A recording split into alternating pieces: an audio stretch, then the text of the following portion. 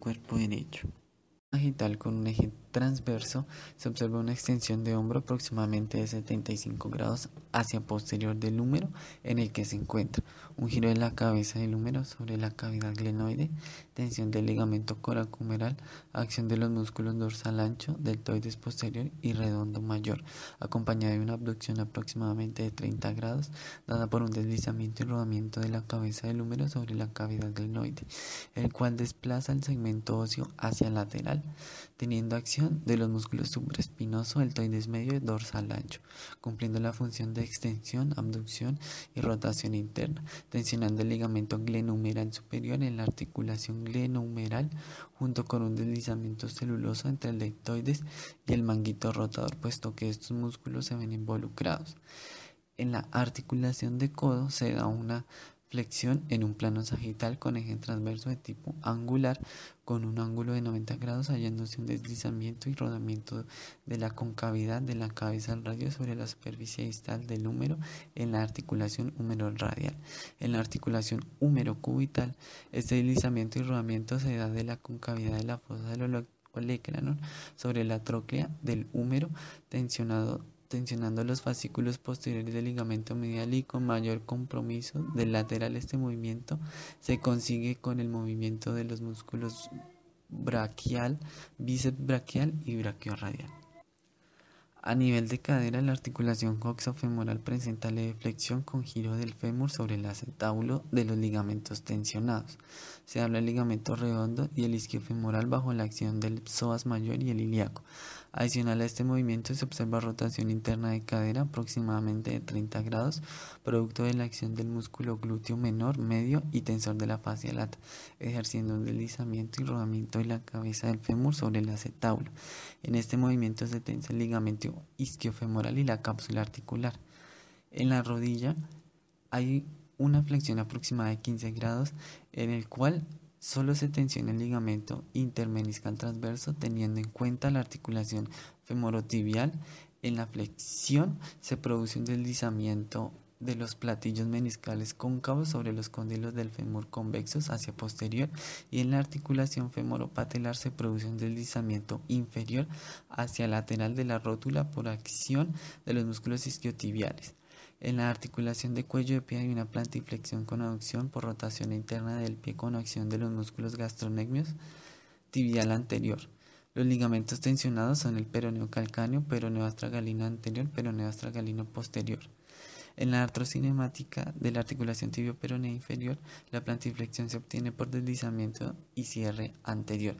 En la tibio-peronea astragalina, la plantiflexión se da por el deslizamiento en dirección anterior del astragalo sobre la mortaja tibio-peronea, y en la suprastragalina se da el movimiento de aducción, que se presenta por el deslizamiento de la zona posterior hacia el lateral del calcáneo sobre el astrágalo, y en porción anterior del calcáneo se mueve en sentido medial. Hemisferio izquierdo. En la articulación de codo se observa flexión de 90 grados con respecto a la artrocinemática y osteocinemática ya mencionada en el hemisferio derecho.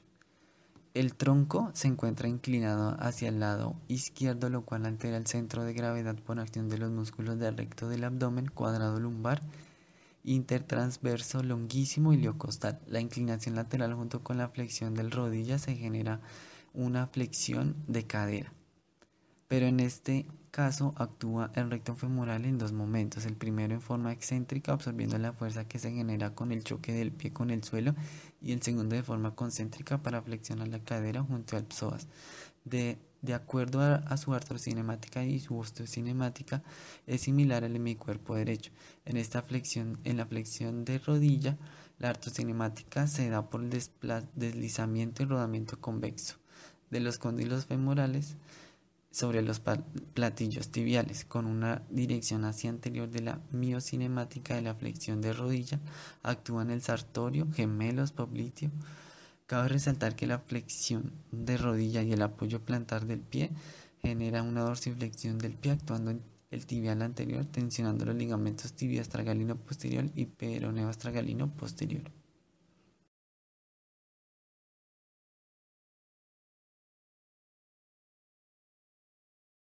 Segundo movimiento. A nivel del hombro se observa una abducción de 90 grados de la articulación glenohumeral. A nivel osteocinemático, las dos superficies articulares que fundamentan el movimiento son la cabeza del húmero y la fosa glenoidea. Observamos dicho movimiento en un plano coronal con un eje antero-posterior y con dirección del brazo hacia lateral. Es un movimiento angular que a nivel artrocinemático realiza un rodamiento acompañado de un deslizamiento. En lo que se refiere a estabilizadores estáticos, se proyecta una cápsula tensa en su porción anterior y tensión predominante del ligamento glenohumeral medio y coracohumeral, con contracción de los músculos deltoides medio y supraespinoso. De igual forma, existe participación de la articulación escapulotorácica, en donde la cara anterior de la escápula se desliza sobre la pared torácica con la activación del trapecio inferior que deprime esta estructura ósea. En el codo se da una flexión de aproximadamente 145 grados, tanto de articulación radiohumeral como cúbito-humeral. Osteocinemáticamente el movimiento se da en un plano sagital con un eje transversal y un desplazamiento del antebrazo hacia anterior, generando un movimiento angular con deslizamiento entre las superficies articulares del húmero, del radio y del cúbito. Al movimiento se tensan los fascículos posteriores de los ligamentos laterales y se relajan los fascículos anteriores del mismo ligamento. Hay acortamiento del bíceps braquial, braquial anterior, coracobraquial y braquiorradial. Simultáneamente se produce la elongación de los músculos tríceps braquial. En miembro inferior se produce un movimiento combinado en la cadera con ligera flexión, con aducción de la misma articulación de 5 grados y 30 grados respectivamente. En la ligera flexión de cadera participa la articulación coxofemoral que desplaza el fémur en dirección anterior sobre un plano sagital con eje transversal y proyectándose un giro de la cabeza femoral sobre el acetábulo, con tensión del ligamento redondo. Es importante recordar que el ligamento redondo tiene como función principal brindar protección a la arteria nutricia. Sin embargo, en este caso se encuentra tensado y pues de igual manera se tensaría el isquiofemoral. En sentido contrario, se relajan moderadamente el ligamento iliofemoral y el pubofemoral. El principal músculo que actúa es el iliopsoas. Por otro lado, la aducción de cadera se realiza en un plano coronal con eje antero-posterior y en dirección medial del fémur. Este movimiento angular produce un rodamiento y deslizamiento par de la cabeza femoral sobre el acetábulo. Los ligamentos que se tensan son el ligamento redondo y el iliofemoral en su porción lateral, mientras se relajan la porción medial del ligamento iliofemoral y el pubofemoral. Los músculos agonistas de este movimiento son el aductor mayor, el aductor largo y corto y el grácil en acción sinérgica. Y pues contrariamente se elonga el glúteo medio, el tensor de la fascia lata, el bíceps femoral y el sartorio. En el pie se produce una plantiflexión de aproximadamente 26 grados que cumple con la artrocinemática y osteocinemática y miocinemática y actividad ligamentosa que se dan en el primer movimiento.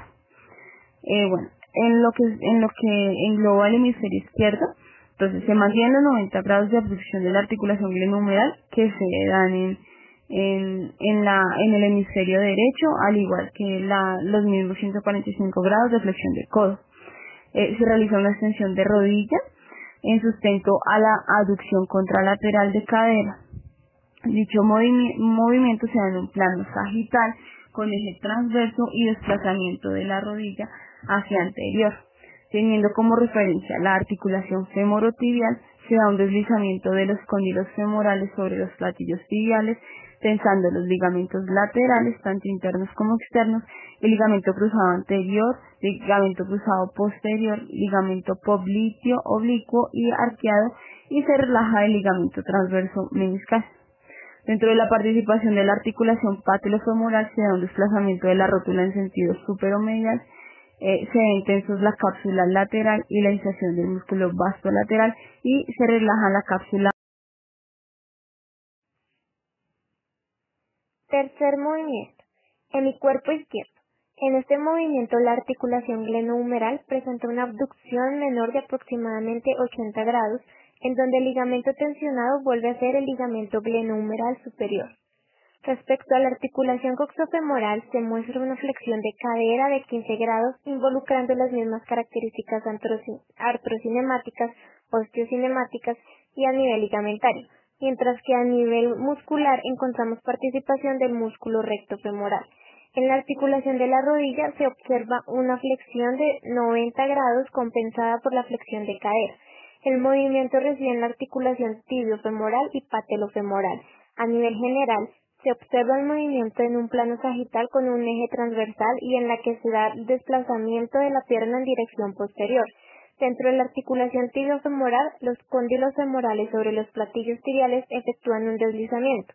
Dentro de los ligamentos tensionados están el ligamento cruzado anterior y el ligamento transverso intermeniscal. En la miocinemática se involucran no solo los músculos agonistas, como isquiotibiales y grácilis, sino los sinergistas, como sartorio y los gastronemios.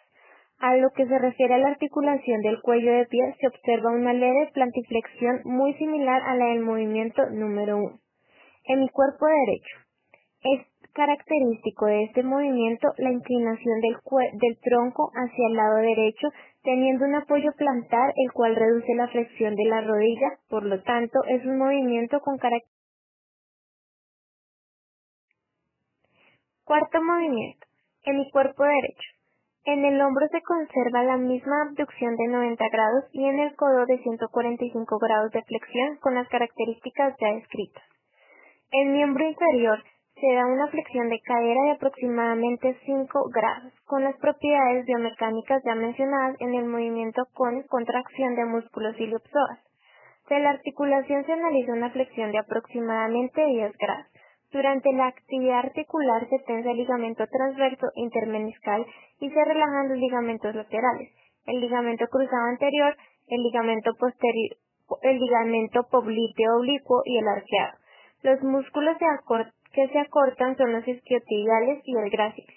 No aplica el acortamiento. Hemisferio izquierdo.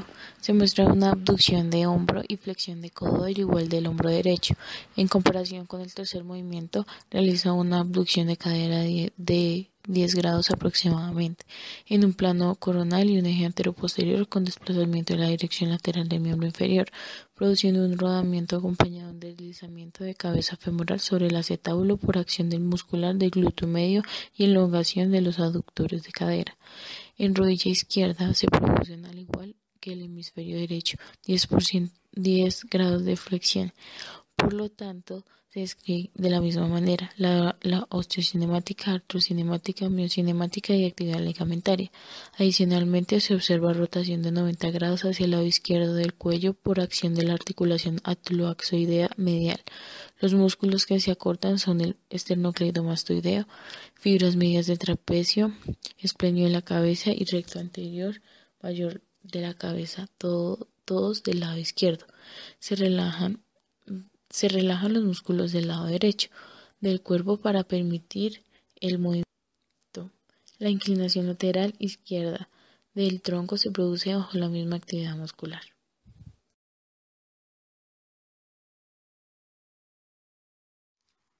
Quinto movimiento. En esta fase del movimiento participan 4 articulaciones de la cintura escapular, que son la esternoclavicular, acromioclavicular, la glenohumeral y la escapulotorácica, ya que aumentan los grados de amplitud al finalizar el movimiento.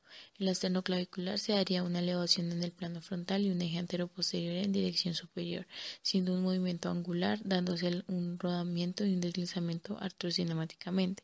Aquí se tensionan los ligamentos costoclavicular, esternoclavicular, anterior y posterior. En esta articulación no se evidencia acción de los músculos, ya que la elevación es posible que se dé por el movimiento conjunto con otras articulaciones. En la acromioclavicular, que es una articulación plana, tiene también una elevación que es posible por el desplazamiento superior y lateral de la escápula. En esta elevación se da también un deslizamiento y se tensan los ligamentos conoide, un poco el trapezoide y los demás acromioclaviculares. Pueda que actúen los músculos como el deltoides, que participa la abducción con la que está pasando pues actualmente el movimiento.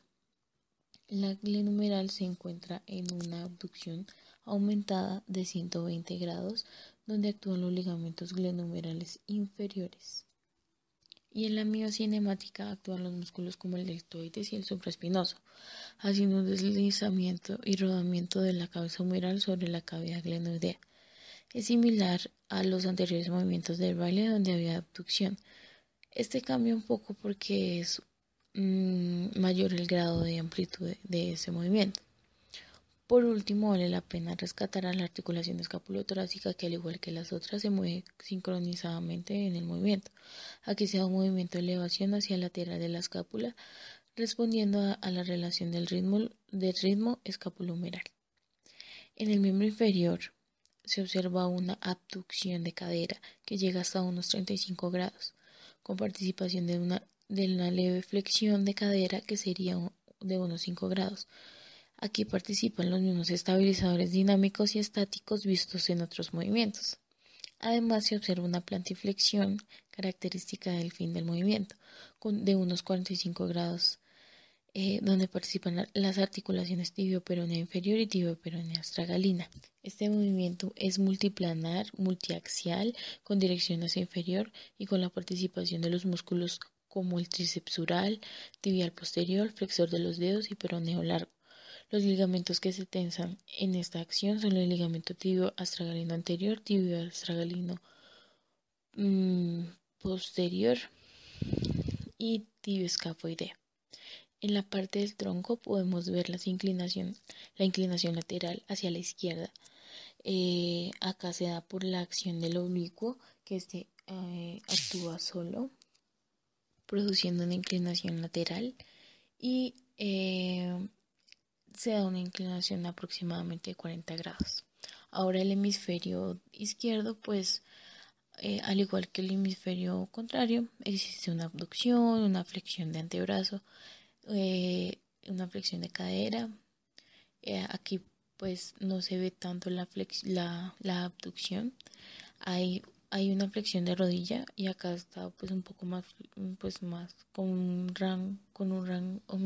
unos grados altos, y el pie se encuentra en apoyo total sin evidencia de plantiflexión o dorsiflexión en las articulaciones de cuello de pie.